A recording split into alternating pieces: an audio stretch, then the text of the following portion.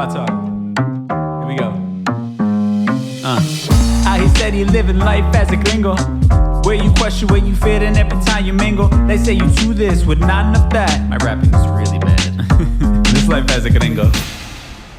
Yes, hello and welcome to another episode of Life as a Gringo. I am Dramos, of course, and it is Thursday, so it means it's time for our Thursday Trends episode. And we're just gonna get into it, man. There are some things happening. I would even say this isn't even like, gigantic stuff, but it also is just like this reflection of the world that we live in today. And I have some thoughts, of course. So there's this story about a Missouri Republican candidate who is just spewing some nonsense, and it just feeds into this fucking cult narrative of this weird world that we live in today. Yeah. And I'll actually probably piggyback. I don't know if you've seen the viral video of Kansas City Chiefs kicker and this commencement speech he gave at a college. We'll talk about that as well. We'll touch on it. I'm going to touch on, I think just as a whole, like where we are politically, culturally. Trump will be involved in there somehow, some way. I'll also talk about Anitta and a new music video that she dropped that has a lot of people up in arms, and it's her talking about her Afro-Brazilian faith, essentially. I know I grew up with some people in my family practicing African religions that were passed down to us, so I have some opinions on this as well. We'll also, on a positive note, we'll talk about Latinas In Tech, an organization that is really doing some amazing work to help encourage and facilitate and give community to Latinas in the tech industry. Just a few things. I'm just gonna kind of go in today, and we'll kind of rail on some topics. All right, so we'll start with the nonsense, the BS, in a segment we call For the People in the Back. Say it louder for the people in the back.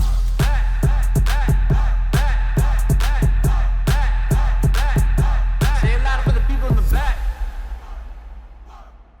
All right, so let's start here with this Latina Republican candidate in Missouri who her name is Valentina Gomez. She's been causing a stir with her viral stunts where she burned LGBTQ books with a flamethrower, saying, quote, "This is what I do with grooming books when I'm Secretary of State." Last Sunday, apparently, she was back on the influencer kick, jogging, wearing a bulletproof vest, saying, quote, "In America, you can be anything you want, so don't be weak and gay." End quote. She also appears briefly holding a rifle and pistol in the video. And to no surprise, she tagged the dude Andrew Tate, who many people know on the internet as like this misogynistic guy who has been brought up on human trafficking charges. He was arrested in Romania on human trafficking charges. So that's the person that she's getting her influence from, apparently.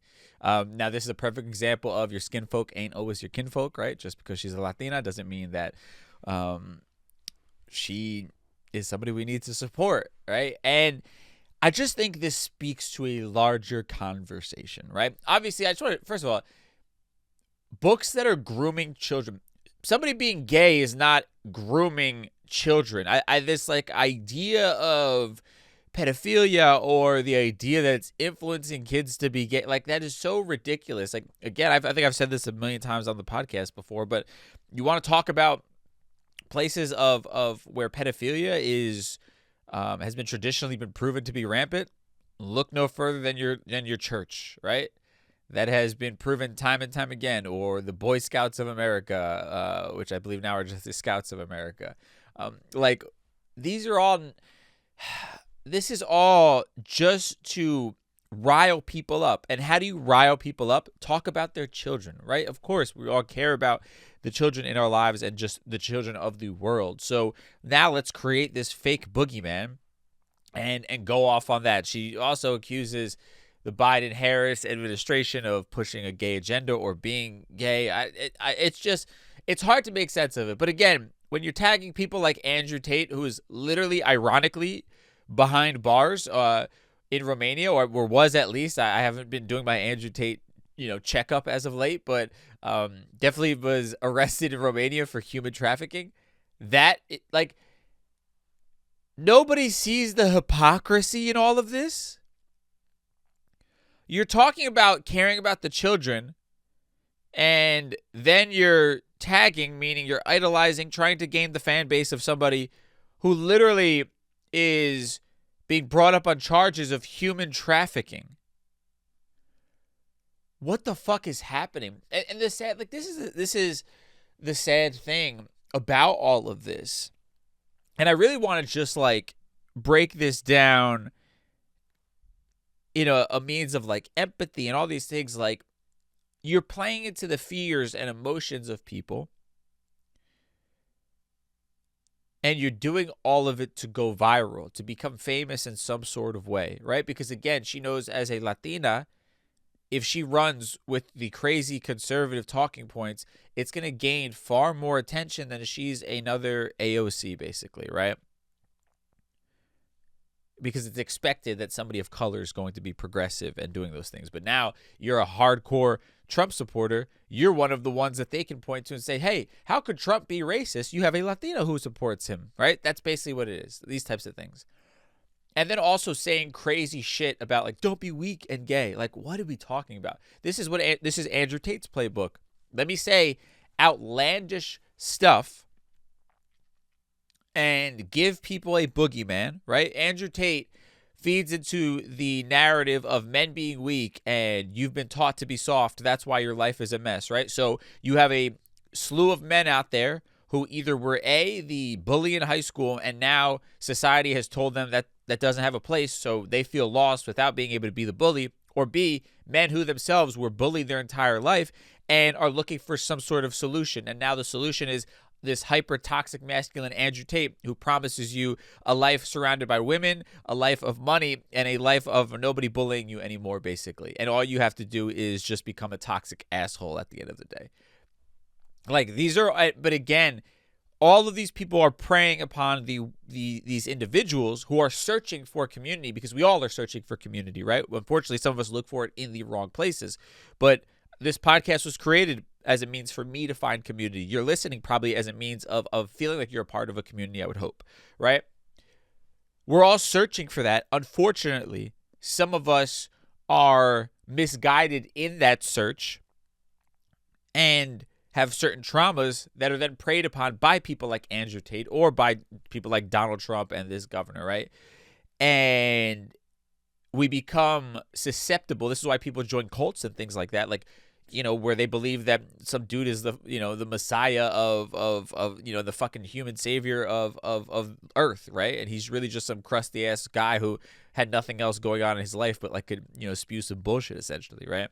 I.e. Charles Manson, literally a homeless vagrant, type of dude who literally had nothing else going on in his life but was able to spew some bullshit and could prey upon people who were feeling lost in their life, essentially, right? Young people who were lost. And that's all that we're seeing here. It's just different medium. It's a way to go viral on the internet is just how can I be more ridiculous than the next person, right? And the unfortunate thing is you have a lot of people, again, who are searching for meaning in their life or grow up in their bubbles, right? That's part of the problem with Christian extremists. They grow up in such a tight-knit bubble where they are constantly surrounded by people who look like them, talk like them, come from their background, and they never experience anything outside of that. So they are so naive to how the world works or afraid of anything different because they've been groomed, essentially, by living in this tight-knit bubble of the church. And that's a perfect example of the Chiefs kicker, Harrison Butker, who gave a commencement speech at a college and was really just degrading women. I mean, here's some direct quotes here. How many of you are sitting here now about to cross the stage and are thinking about all the promotions and titles you're going to get in your career? Some of you may go on to lead successful careers in the world, Butker said. But I would venture to guess that the majority of you are most excited about your marriage and the children you will bring into this world. And he's specifically speaking to women here, right? He's saying, listen, he is going on to say basically that a woman can only truly be fulfilled by being a homemaker, and that you are throwing your life away by being career motivated as a woman. And then he even like begins to get fucking like emotional when talking about his wife and how she's essentially relinquished herself to being a homemaker. And again, there's nothing wrong with being a homemaker, but to tell women that he said, quote, he's talking about his wife, right? And he said, quote, his wife basically truly started living, he went on to tell the graduates that his wife would agree that her life, quote, truly started when she began living her vocation as a wife and as a mother. So basically, women out there, your life begins and ends with your ability to be a homemaker and a caregiver to a family, essentially. That's what people like this are pushing. And he's one of these Bible thumpers, these hardcore Bible thumpers. And again, I don't think there's anything wrong with religion. I have my own faith in, I don't subscribe to a religion specifically, but I believe in God. And I think there's something healthy about that. But when you begin to go too extreme, you start having some pretty outlandish ideas based upon your limited capacity of viewing life because of the bubble you probably grew up in, right? And these are just really toxic ideas. Like, I think if I had a daughter, right, I would never tell her her life begins and ends based upon her ability to be a good wife, right? I want her to experience life in the fullest way possible. And if she chooses to want to be a homemaker, beautiful. I love that if that's what you want. But to tell her that the real fulfillment in this life will only come as a means to that is fucking crazy and absolute bullshit. Like, meanwhile, her husband is allowed to go out and chase whatever dream and career he has. Like, that's the narrative this guy is pushing. He's saying that he's basically been able to chase his career because his wife sacrificed her entire livelihood, essentially. And realistically, yeah, there's a level of sacrifice that will happen. And we talked about that. But to say, your life is at home, I'm going to go out there and chase my dream and just be happy doing that, is so fucking toxic and absolutely ridiculous. And it's just a scary thought about the state of the world that we live in. That, first of all, what asshole hired this guy to... Oh, obviously, this is what it is. Benedictine College hired this guy to give a commencement speech. Benedictine College is a Catholic liberal arts school in Kansas, right? And he even went on to, of course, when he got this platform, touch against abortion, Pride Month, and COVID-19 lockdown measures. This is the world we live in.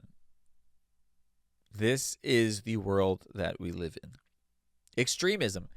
And by the way, extremism goes both ways, right? It goes on either direction. Unfortunately, one extremism is fueled by just hatred for anything different than yourself, right? And that's the Republican Party. But also, I think, listen, I'm getting a little bit fed up. I'm getting very fed up with some of the extremism on the right to a degree, right? The right and the left, I should say. There's just so much intolerance happening. People are allowed to have difference of opinion. Even if I, like, with all my bones, disagree with you, you're entitled to that as a human being. Now, are you entitled to spew hate speech? Are you entitled to affect the way of living of somebody else because you disagree with, their life? Of course not. That's where it ends.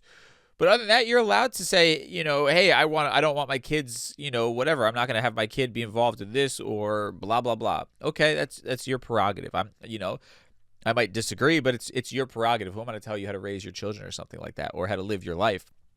But we have to sort of keep this balance of saying, like, everybody's allowed to sort of exist as long as your existence doesn't impede upon the life of anybody else. And then, obviously there's a lot of false narratives around, like, if Target has a pride shirt that somehow impedes upon your fucking quality of life, it doesn't. Stop, right? For people who claim that, like, oh, the left is so sensitive and woke and snowflakes, you're literally getting upset about a T-shirt at a department store. Like, what are we talking about right now? Right? I'm trying to cut, snacks and, like, excessive sugar out of my life. I'm not offended by the fact that there is an entire cookie aisle in Target and I have to be passed by it and be tempted every time I go in there. No, okay. If that's for somebody who is able to partake in eating a lot of cookies, right? That's their lifestyle. Awesome. I'm not going to be mad at Target because they stock something that I'm trying to have discipline to stay away from that I know is not good for me, right? And obviously that's like a false equivalency. But it's just, again, it's like, okay, we're allowed to like all coexist together, and you could have your opinion, your way of life, whatever, blah, blah, blah. But unfortunately, that's sort of not the narrative we live in. And again, even like I wanted to touch on all that's happening with Donald Trump, right? And these trials and things like that. And good, I hope he gets convicted if he's in fact found guilty. But we're also hyper obsessed with it. Like if you watch I haven't watched the news in a minute, like really sat down. I used to watch at least an hour of it a day.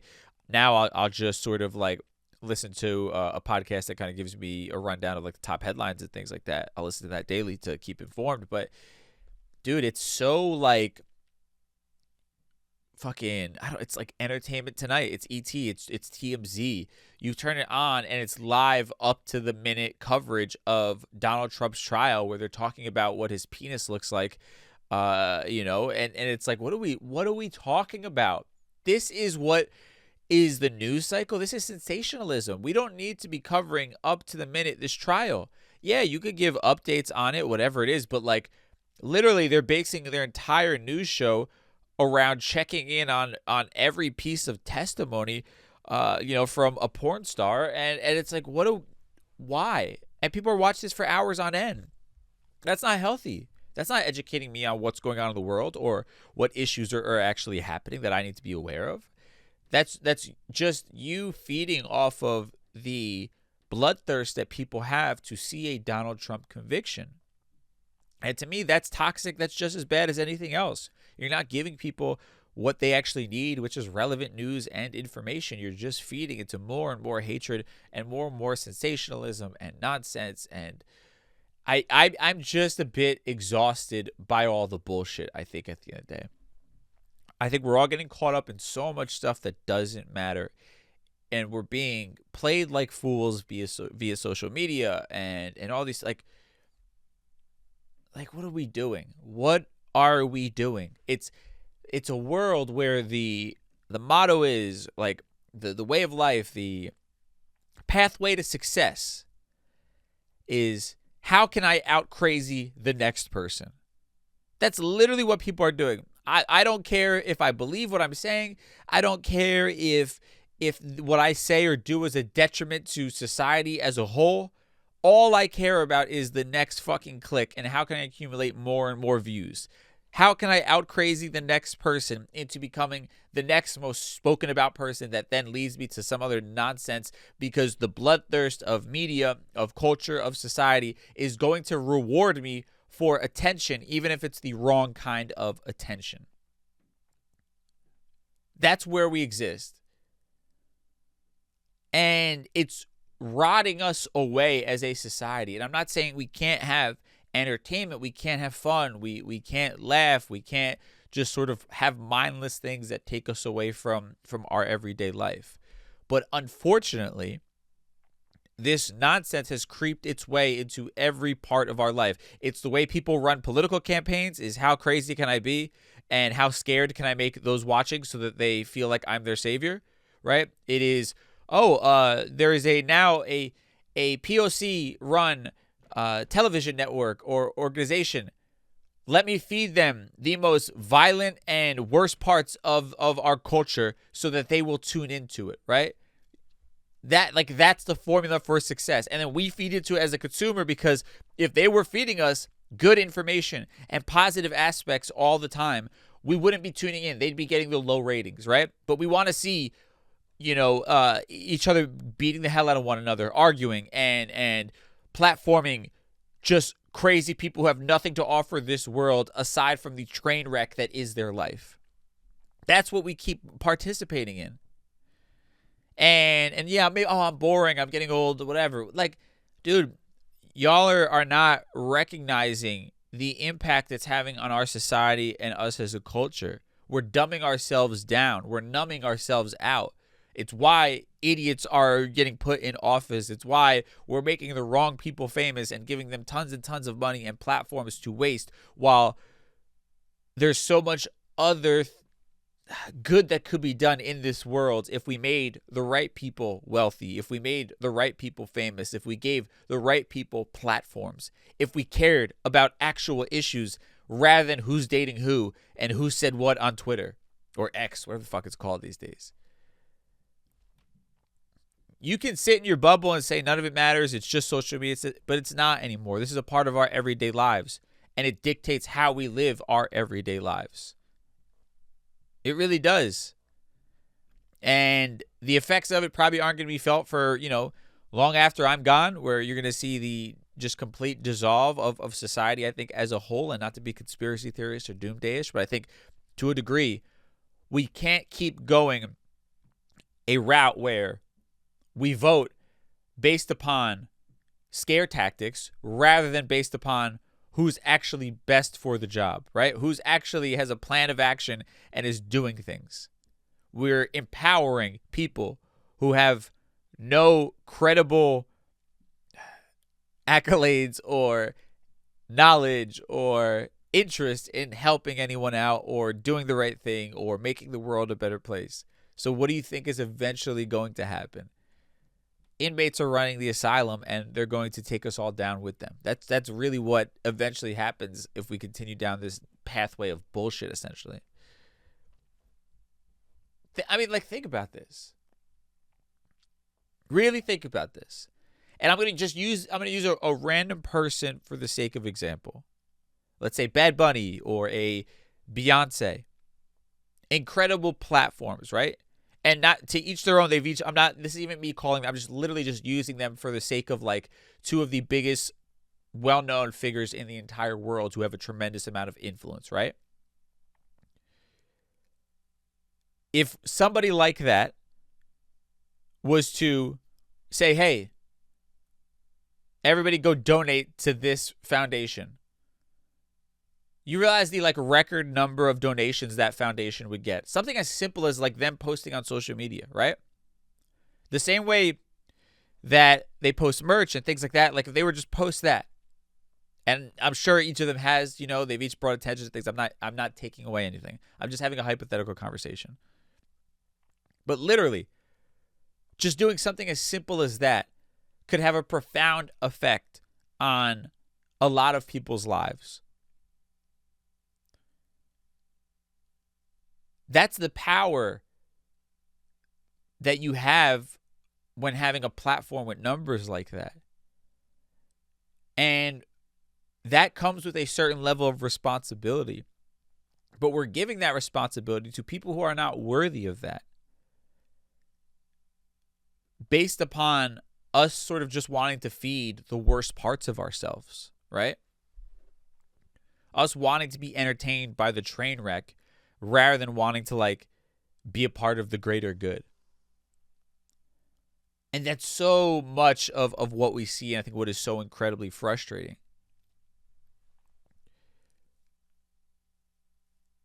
And I don't know where I'm even going with it. I'm just sort of venting because I watch all these things. I'm like, man, the amount of just good that can happen if the right people were fucking famous at the end of the day. And I hate the word fame, but whatever, the right people had a certain community or following. We could really impact so much change. Or in the political sense, if we actually cared about real issues and just stopped for a second and just got baseline educated on things that actually are happening and matter, maybe we would demand more from candidates, or maybe we would demand better candidates at the end of the day. But instead, it is who can attract the most attention. And attention is the greatest currency. And unfortunately, we, the consumer, will reward nonsense over substance 9 out of 10 times. So, I don't know. Something to think about next time when you're going to renew your Zeus subscription or whatever the fuck it is, and someone is putting out a show of like baddies of the South or whatever the fuck it is, and it's literally just women who are okay with the idea of getting into fights on camera for no reason whatsoever than our entertainment. That's literally what like the show is based around. That's what is all this money is getting spent on, and that's what people are tuning into. That's why money's being spent, is because people are tuning into it.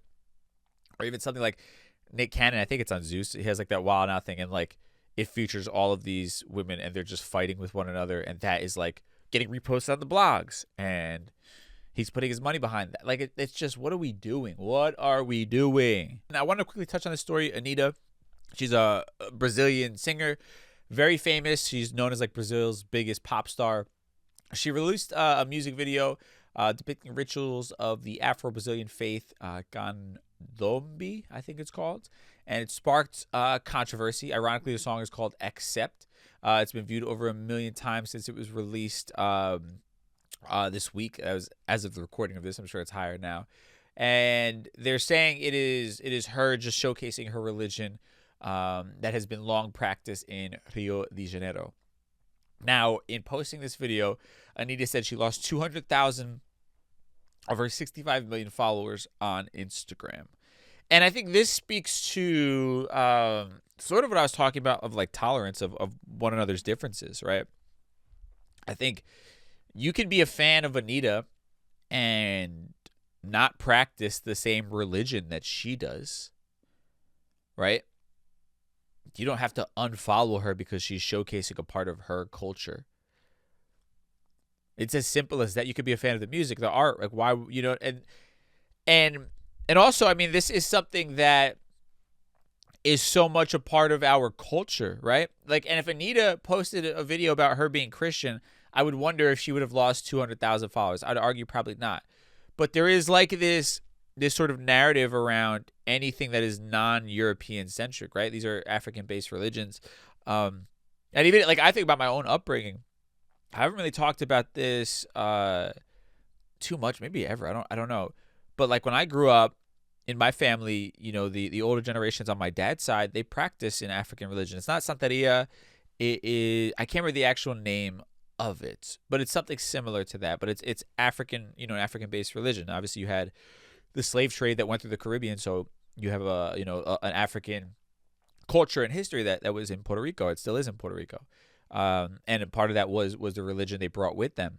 And I can remember that it was like this like shame point where we didn't speak about it to like anybody outside of the house. Like I remember my dad used to practice it even in the house, and had like a little area set up, and it was like this hush hush thing. Even to this day, he probably mad at me for saying that. Mentioning this, but it's ironic that because it's different, because it doesn't fit into the white European standards, all of a sudden it's bad. And yeah, there are certain parts of the practice that I'm not necessarily like fond of or believe to be necessary, but I'm also not going to like judge somebody for having a different religion than myself. Right? Just because it's something I don't personally understand or I'm not familiar with. And again, I would wonder if she was like in a church, like a Christian church, and the theme was her, celebrating her Christian religion, if she would have lost 200,000 followers. Ironically, it probably would have been the opposite, right? They would have been so excited to like embrace that. And again, I think it's just like this idea of different is bad type of thing. And that is something that scares me when I think about liberals and the left, right? We become so sensitive, and I'm not on my Andrew Tate shit right now, but I think there is a point to be made of an intolerance that happens when you are attempting to be too woke or too tolerant, right? Because you can't just say, oh, we have to be inclusive for everybody and all of these things, which I agree, but then write off or want to cancel somebody because they don't agree with that. That's literally like the thing you're fighting against, you're also a part of. And again, there's a line. If somebody's being hateful, if they're being bigoted, or if they are impeding on somebody else's quality of life or ability to live their life as they see fit, absolutely. Yeah, there's something wrong there, right? We can talk about, I don't even subscribe to the idea of canceling, but definitely saying like, I'm no longer going to support this person like Kanye or something like that, right? Who is railed off against like the Jewish community in a very hateful manner, right? I think there's warrant in saying, hey, you know what? I'm gonna sit out from Kanye for a little bit. But if somebody has a difference of opinion than you, and they're just saying, hey, I don't believe in it, tolerance has to go both ways, right? And that's part of the issue with like Republican, Democrat, all these different things. It is truly like, oh, you vote Republican, I hate you, and this, that, and the third. And it's like, yeah, I get it. It's loaded because of what the Republican Party has become. But the only way we truly get to a place of healing is being able to sit down at the table, being able to have conversations, being able to say, whatever, you practice this religion, I practice this one. We can still coexist and enjoy each other as human beings and support one another as human beings. And I think that is what is missing when we get too woke, too much on the side of cancel. Like the idea of canceling somebody is silly to begin with, right? Unless they like commit a crime, or they do something really just extreme. I get that. But just because somebody has a difference of opinion or they make a mistake doesn't mean we write them off for life. Yeah, they have to, depending on what they did, they should sort of, I don't want to say repent, if that's the right word, but there should be some sort of like education process that happens around them going down a path of recognizing why they were wrong and whatever that looks like for them. And hopefully within that, they could get to a healthier place that then we can invite them back in the conversation. Sure.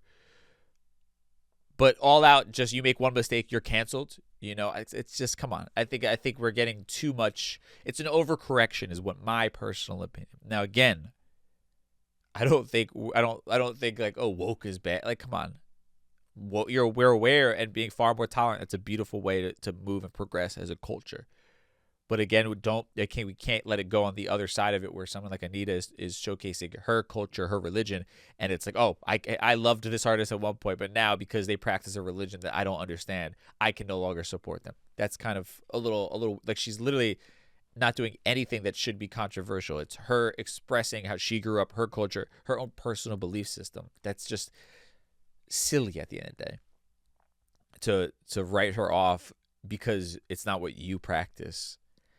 And I'm just using this as an example, I think, to like, bring this conversation to light, And I say this as somebody who believes himself to be very progressive, but at the same time, I'm not going to allow my beliefs to make me a robot that lacks empathy or doesn't feel like he should be able to exist with other people. And again, it's hard.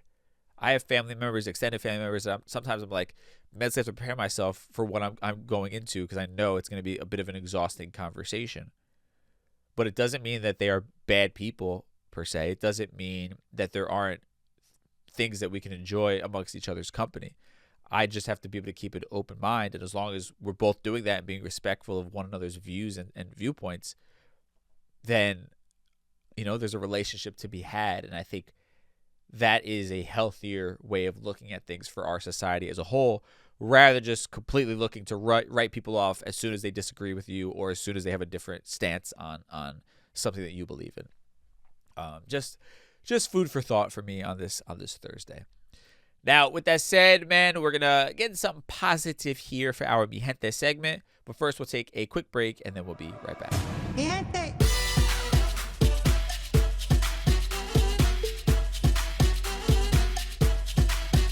All right, so as we all know, Latinas run the world, basically, right? So you have this organization called Latinas In Tech, and they're doing some incredible work. They actually reach more than 18,000 members in 19 cities across the U.S. and 6 international chapters. Now, We Are Me Too sat down with Rosia van Nierop, who is the co-founder and CEO of the organization Latinas in Tech. And I just wanted to showcase, like, I think just amazing things like this because, you know, I'm big on community and finding community in the right places. And obviously, in the tech space, people of color are underrepresented, but specifically, I can imagine like women of color being incredibly underrepresented in this space. And it's amazing to kind of see people, you know, sort of take the reins and to take it upon themselves to kind of, like I always talk about, be the change that you want to see, right? So this organization was created in 2014 as a space for Latinas in tech to come together and connect. Moreover, it grew out of a reality that Rocio and looks like Gretel, who is the co-founder, were experiencing firsthand. They talk about working on a few different tech projects or a few different companies. I think Rocio worked on Prezi and Perea worked on Evernote. So two different tech companies or apps that they were working on. And they said, quote, "We realized we were often the only Latinas in the room and that there was a need for greater representation and more connection between Latinas in the tech industry." And they began to grow from 4 to 16 women before long, having thousands of Latinos who were looking for real community.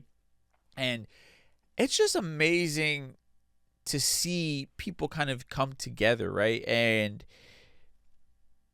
yeah, for as much shit as I talked about in like the first half of this episode, stuff like this really begins to give me faith, right? And maybe at the end of the day, I have to just stop looking at the sort of mainstream narrative or conversations and just sort of accept that they will be what they will be.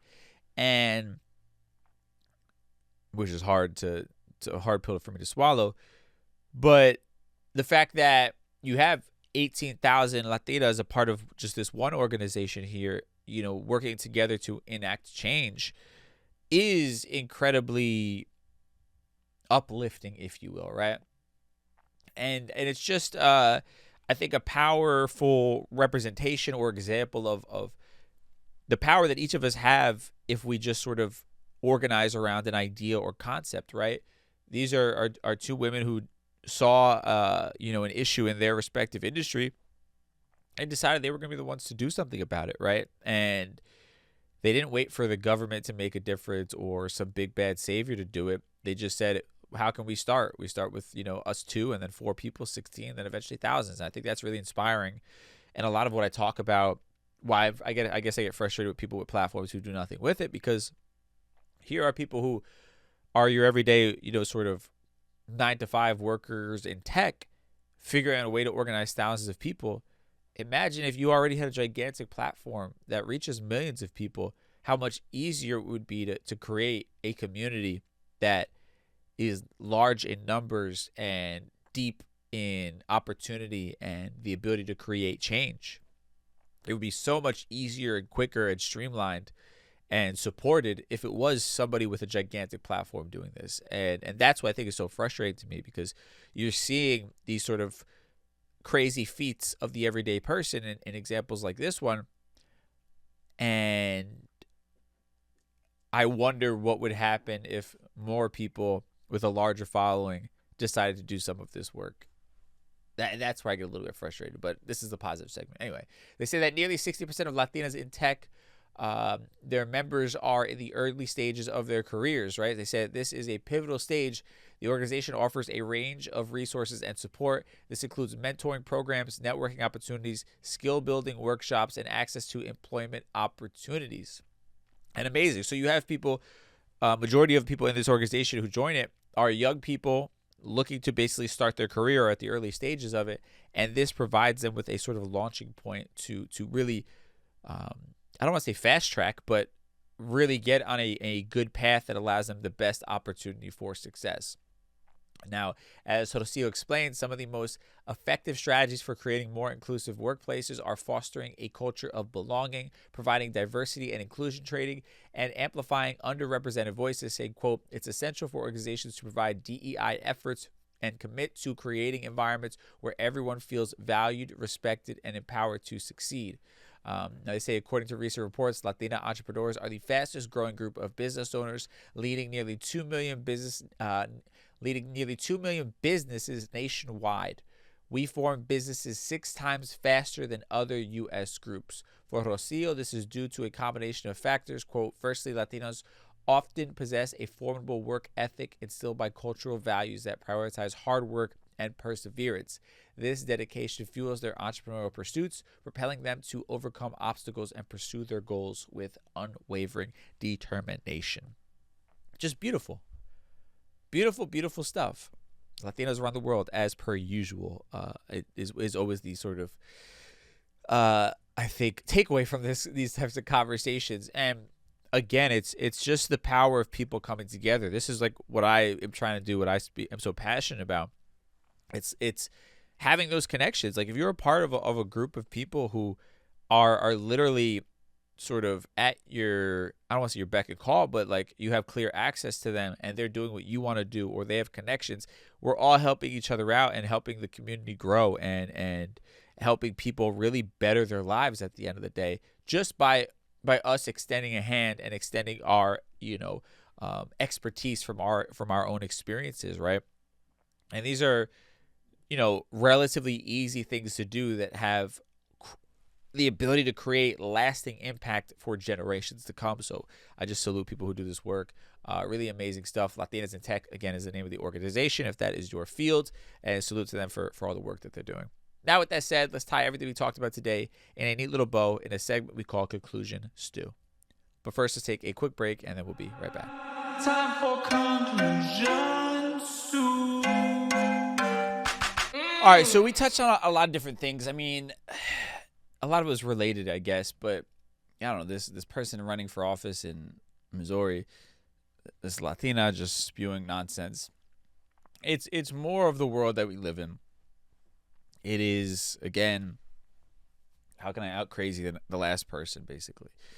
And that's like your ticket towards everything you want in this life. How controversial can I be? What outlandish shit can I say to get the attention that will then garner me opportunity? And unfortunately, a lot of people don't care how they get that attention as long as they get it. And that's what we see here with people like her and tagging somebody like Andrew Tate. Like, I want to reiterate the point that she's claiming that she believes the LGBTQ plus community is grooming children. So she's claiming she cares about the livelihood of children, while tagging somebody, Andrew Tate, who is behind bars in Romania on human trafficking charges.